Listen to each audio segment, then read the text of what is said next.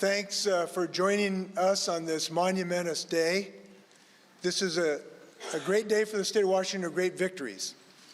It is a victory over weapons of war, to not expose our children for weapons of war in our streets and in our classrooms. It is a victory against impetuous gun violence for people who could buy a gun and then create violence without a second thought. It is a victory over irresponsible gun manufacturers that have been responsible for gun violence. These are three victories, not one. And it is clear why we need to take this action. These weapons of war, of assault weapons, have no reason other than mass murder. Their only purpose is to kill humans as rapidly as possible in large numbers. And I will say this, AR-15s should not be idolized, they should be prohibited, and that's what we're doing today.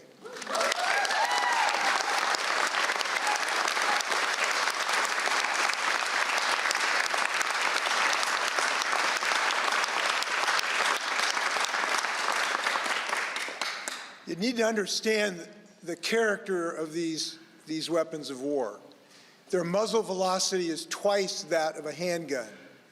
The energy impacted and the damage to human flesh, including our children, can be twice and three times what a handgun does. Their rapid fire is done for one purpose, and that's to kill multiple humans as fast as humanly possible. There is no reason for their use in the state of Washington. No one needs an AR-15 to protect your family. You only need it to kill other families. And for that reason, we are taking action today. We are also taking action so people don't go out and buy a gun and 24 hours later take their life or someone else in a moment of impetuosity.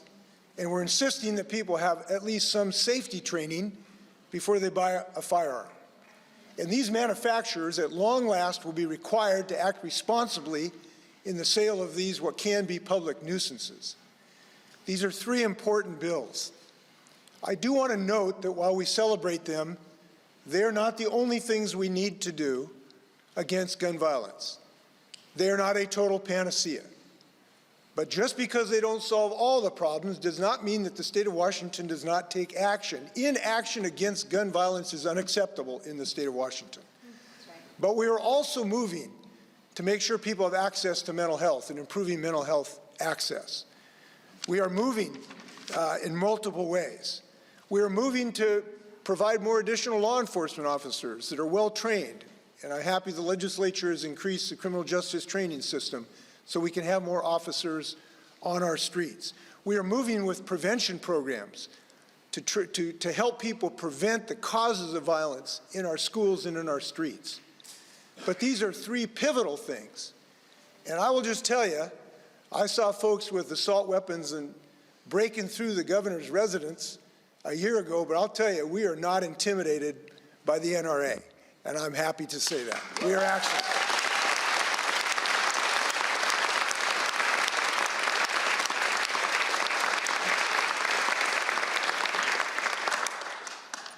Now, I want to thank all the people who've been involved in this effort, and there have been so many for now decades. Jim and Anne-Marie, who lost their daughter Carrie in Las Vegas. Pam Eakes, who helped establish the Mothers Against Violence. Mary Glenn, whose son Sean was killed by an assault weapon 30 years ago, and for 3 decades now has worked on this issue. And perhaps closest to my heart, Jay Inslee, who stood beside me when I voted to ban assault weapons in 1994 and has been there every day against gun violence since then.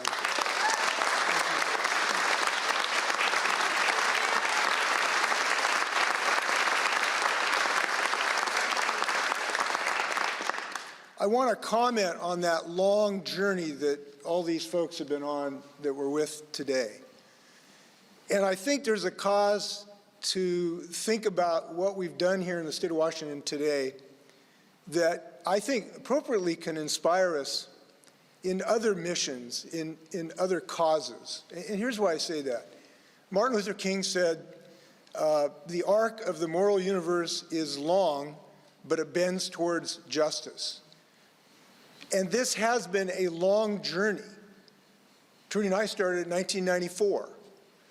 And that bill worked, by the way, because it reduced gun violence up to 70% reductions in mass murder while that bill was in practice. We know the safety training bill and the 10-day waiting period work. They effectively reduce gun violence. And we know that because they've worked in other states. So this has been a very long bending of the arc of the moral universe, but it does bend towards justice. And the victory we are celebrating today, I think, ought to be a victory for anyone involved in any long-term cause. Keep your head up. Keep your heart strong. Take inspiration for the people in this room who've really had another step forward for peace in the state of Washington. With that, I want to yield to a champion for a long time who's done a fantastic job as an Attorney General for the state of Washington, and that's Bob Ferguson. Bob.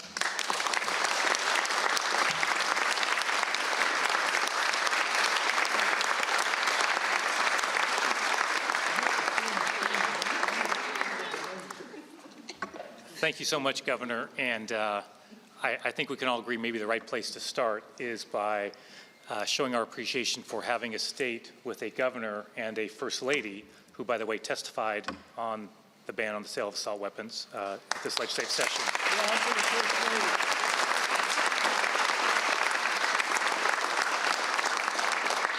But many things have to happen for bills like this to get across the finish line. But it obviously starts with the fact that you need to have a governor who's willing to lead on that and bring us all together for a bill signing. So thanks to you, Governor, and First Lady Trudy Inslee. Thank you so much.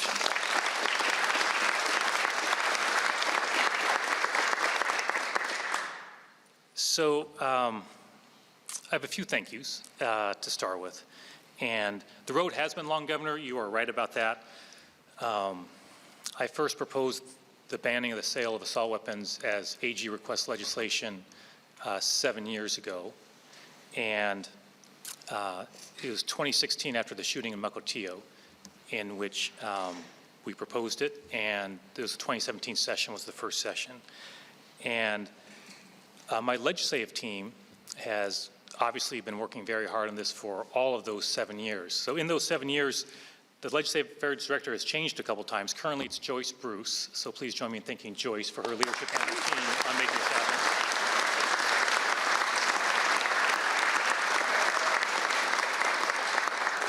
Joyce has a great team. Back in the beginning in 2016, my Legislative Affairs Director was Mike Webb, who is now Chief of Staff in the office. So Mike started this off at the beginning.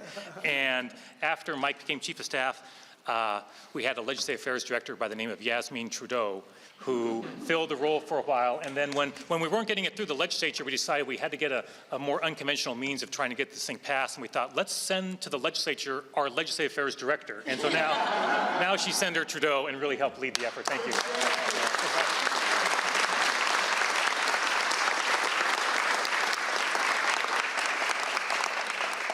So after the shooting in Mukilteo,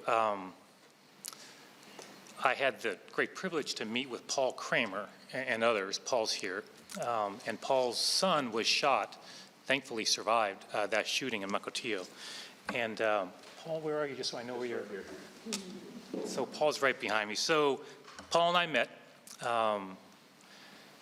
and I listened to him talk about what the impact of that shooting was on his family and his community. And look, I didn't know anything about what it would be like to go through that experience as a father. So I learned a lot from Paul. And I suspect Paul at that time, he's become quite an activist in this issue. Paul, I suspect you didn't know too much about the ways of the state legislature either, right? So at some point in the conversation, Paul asked, well, what can we do? And I said, well, I'll propose, as agency request legislation, to propose banning the sale of assault weapons in the next session. And I remember so clearly Paul asking, well, what do you think the chances are?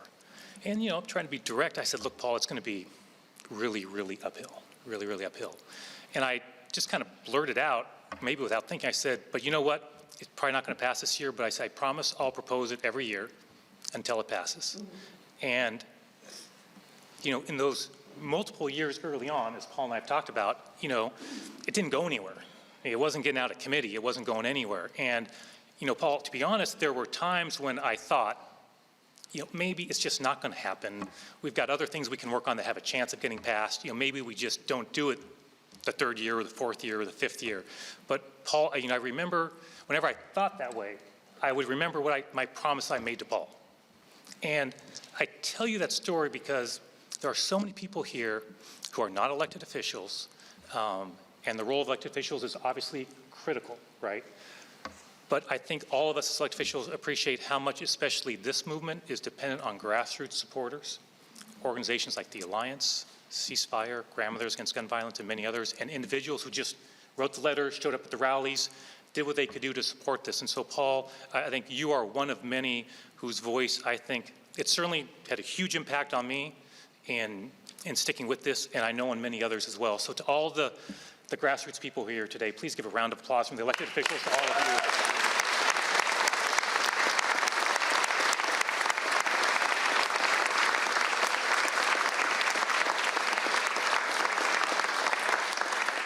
And so our prime sponsors these last several years, Senator Kuderer, thank you for your steadfast support. And I think my very first call after talking to Paul, I'm pretty sure was to State Representative Strom Peterson, who of course represents Mukilteo. We were looking for a prime sponsor back 7 years ago, and Representative Peterson and I spoke, and he's very passionate about this issue, as you'll hear in a few minutes, and he was quick to offer to be a prime sponsor, and stuck with it every year, every year since, side by side. And so thank you, Strom, for your leadership on that.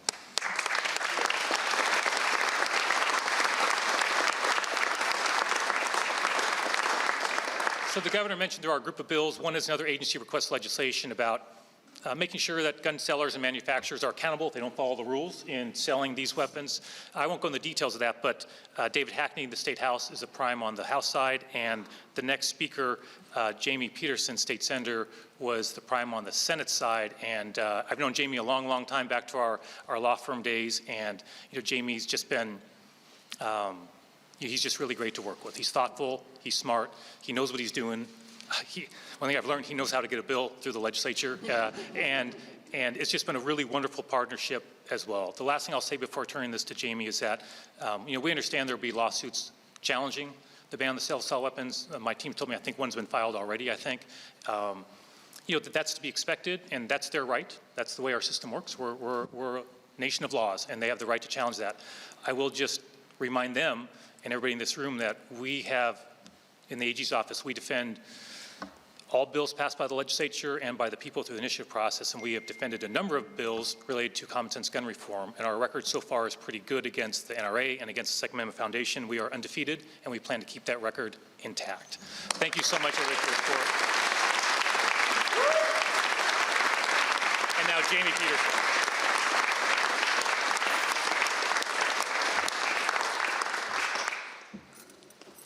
I want to thank the Attorney General and the Governor both for their leadership, for their willingness to put their reputations and their political capital at work to make these bills happen and to make so many other things happen over the past few years. When I reflect, I was talking with Representative Kagi here a moment ago about what the legislature was like in 2006 when I got here. There were 38 members of the House Democratic Caucus who wrote a letter to Speaker Chop saying, don't bother bringing any gun control bills to the floor because we will vote against them. 6 years later, after Sandy Hook, Speaker Chop and then Senator Frocht and I met with Eric Liu and Nick Hanauer at the founding of the Alliance for Gun Responsibility, and they asked us, what are you going to do? What can you do? And we sort of said, well, gosh, I'm not sure, given the realities of the legislature, that we can do anything. But we'll try. And we tried with the bill that eventually became Initiative 594 after the Alliance for Gun Responsibility brought that to the ballot box. At that time, the conventional wisdom was that support for gun responsibility measures was a mile wide but an inch deep. And the NRA was capable of incredible organizing and would turn out people in Olympia and then would turn out people in elections to make sure that folks who voted in swing districts for these kinds of bills would never come back to these halls. And I think the story of the last 10 years is a complete overturning of that idea. As the Grandmothers Against Gun Violence and the Moms Demand Action and the Alliance for Gun Responsibility built an astonishing coalition of people who have interacted with the voters through a series of initiatives and interacted with the legislature through a series of bills to ensure that we are doing everything that we can and consistently making progress toward reducing gun violence and preventing gun violence in our state. The bill that I was privileged to prime sponsor is one that's very much in line with my general approach to bills in the legislature. It's kind of a background bill that I think will help all of the other legislation work better, because it causes the people who are directly involved in the manufacture and sale of firearms to become very interested in enforcing all of the other laws that we have been successful in passing over the last few years. It imposes on them liability for a failure to impose reasonable controls on those firearms. So if you think you're going to sell high-capacity magazines, guess what? Now the Attorney General has a new tool to make sure that you can't do that, or to sell assault weapons if you're a retailer. If you're a manufacturer who's going to target youth with a message about how cool it is to go shoot assault weapons, guess what? You may have some responsibility the next time that there is a mass shooting. We know, as the governor said, that we will never stop all gun violence. But I think as we have grown through the pandemic to have a greater appreciation for what it means to take a public health approach to this problem, to have a wide range of small measures, we know that we are saving lives. And that is the inspiration that I think gives all of us energy to keep doing this work. I am pleased to turn the podium over now to my neighbor in Seattle, Representative Liz Berry, who has been absolutely tireless in advocating for a new policy that we haven't been talking about for 7 years, but this idea that there ought to be a long waiting period, 10 days at least, before somebody is able to purchase a firearm. She came to me in my office and said, "Pretty please, can you help get this through the Senate?" She really is very persistent and effective, and I'm delighted to introduce Liz Berry. Thank you.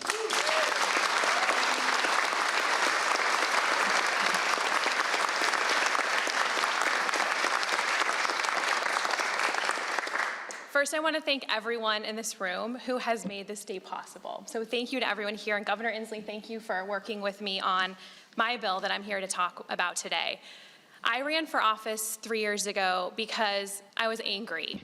I was heartbroken. I was devastated. I wanted to do something about it. Too many of our friends and neighbors are being killed by gun violence in our communities, and that is unacceptable. I'm the mom of 2 little kids, and it's devastating to me that gun violence is the #1 cause of death for children in our country. I have also lost someone I love to gun violence, Gabe Zimmerman, who was killed in the Tucson shooting. Enough is enough. And just a few years ago, Washington State received a C grade for gun safety measures by the Giffords Law Center. When Governor Inslee signs these bills into law today, our grade will be an A.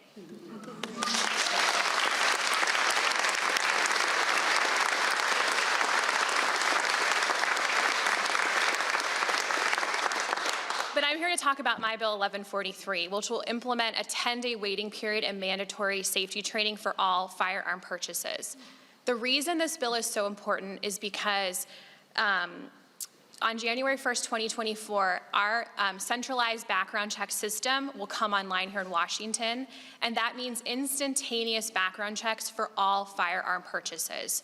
We know that this cooling off period is critical, that people who are in crisis, it really helps stop gun violence in these situations. We know that 50% of all suicides are committed by a firearm, and that the safety training is important because it will teach people critical information like safe storage, safe handling, and how to keep guns out of the hands of kids. 39% of firearm owners have never received a firearm safety training. This bill will save lives. I just want to end with this. Kids are marching in the streets, students are marching, young people are demanding that people like us up here, people with power, do something to end gun violence in their communities, in their schools, in their churches, and on their playgrounds. We see you, we hear you, and today we are doing something about it. Thank you.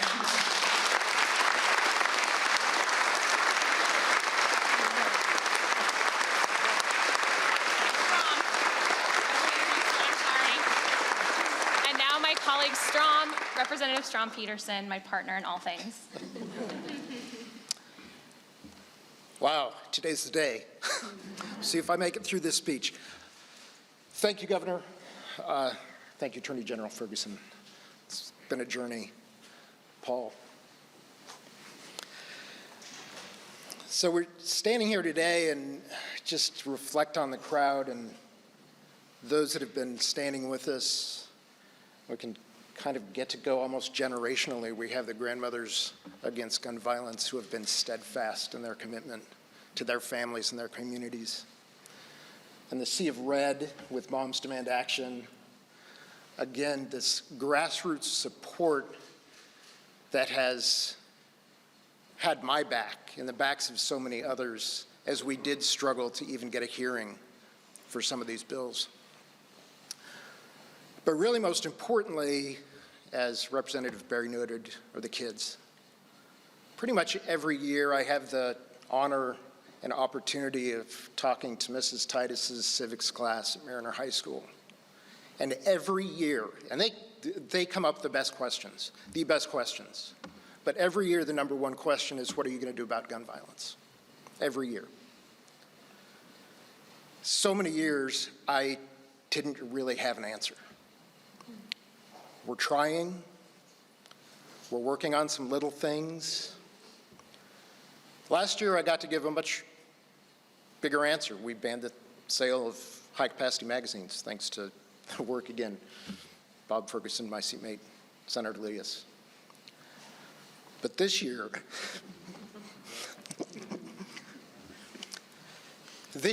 I get to go to that class, stand up, and say, because of you asking me that question, because of you marching in the streets, because of you refusing to go to class, because your friends are dying across the country, Washington State is leading the way.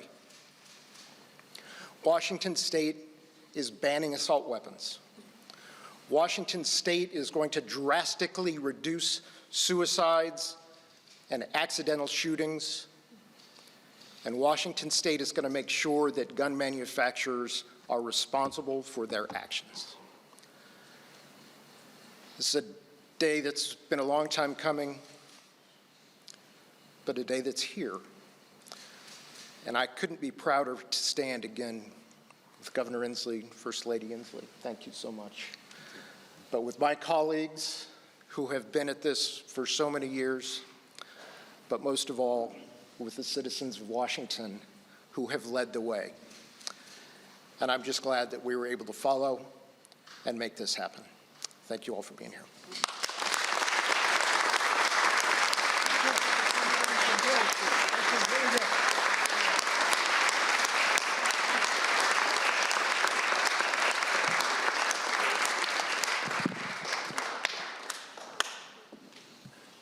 Okay, we're here for House Bill 1143. This bill establishes a 10-day waiting period and a safety training requirement for firearm purchases starting January 1st, 2024. Putting a buffer of time between a person in crisis and a firearm can and will be the difference between life and death. For others, for their neighbors' children, and for their own families. While training is already required for the purchase or transfer of semi-automatic rifles, this legislation extends that requirement for all firearms. Now, I know we've all been inspired by people, and Liz has done a fantastic job with Senator Elias on this, but how about a round of applause for former Representative Gabby Giffords, who's been an inspiration to the cause of conservation.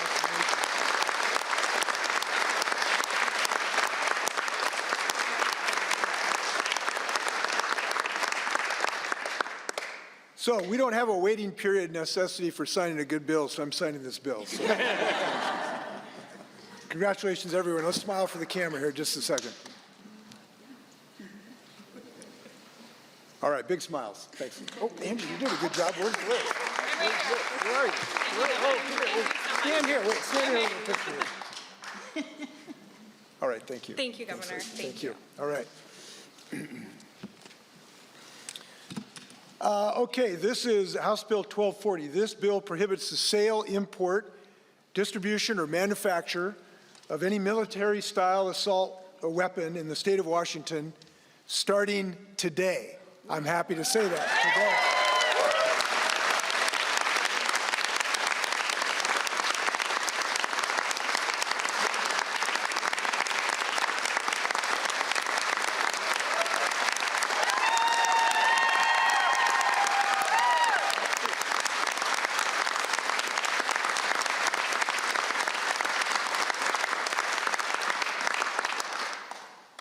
It's nice to have friends, I'll tell you that. Individuals who violate this new law can be charged with a gross misdemeanor punishable up to 364 days in jail and a $5,000 fine. Firearm dealers have 90 days to sell or transfer their existing assault weapon inventory purchased before January 1, 2023. With my signature, we have become the 10th state in the country to adopt an assault weapons ban. And I do want to note that we lead the country in so many ways, and we are leading on this to have 3 bills. I'm not sure any state has ever taken 3 steps on one day that we have had. We know we need to continue this effort on a national basis. And our message and beacon from the state of Washington against the NRA is a national beacon for hope for the whole country. And I want to thank a few other folks who've worked on this for 3 decades. A guy named Bill Clinton, who signed the original ban. A fellow named Joe Biden, who wants to finish the job, which I appreciate. And a friend of mine named Earl Pomeroy, who's a buddy from North Dakota, who I stood next to, and we've cast some of the pivotal votes to ban this in 1994. That was the right vote in 1994, and it's the right law to sign today. I'm very happy about this.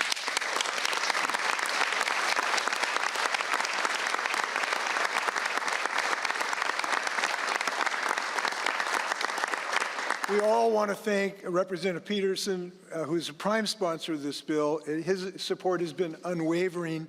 Representative Peterson first introduced the bill in 2017 after the Muckle-Teal mass shooting. We also want to thank Senator Cooter for great work and Attorney General Bob Ferguson, who's been indefatigable in his effort now for several years. Congratulations to everyone in this step forward. We know we have more work to do, but this is a great thing for the state of Washington. Congratulations.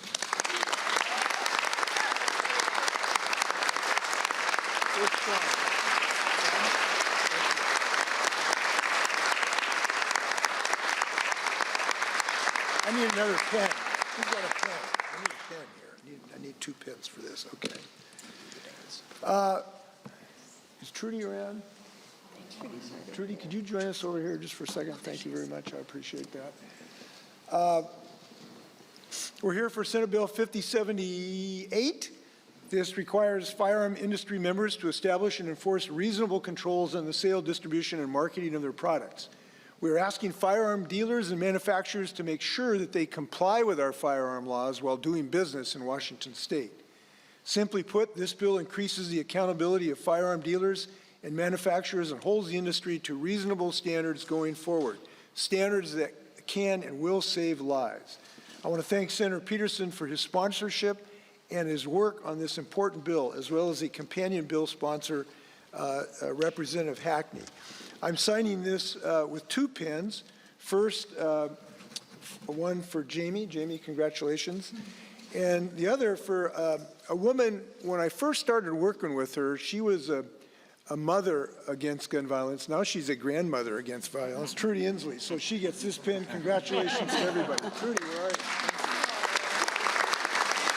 Okay, I need it. Here, I need to call the camera. Okay, let's smile for the camera here.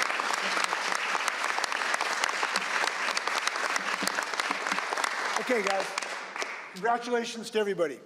Enjoy. Thanks, buddy. We're thinking of you and your daughter. What a great act of leadership. Thank you so much. Okay, party safely tonight, okay? Thank you very much. Here we go. Uh-oh.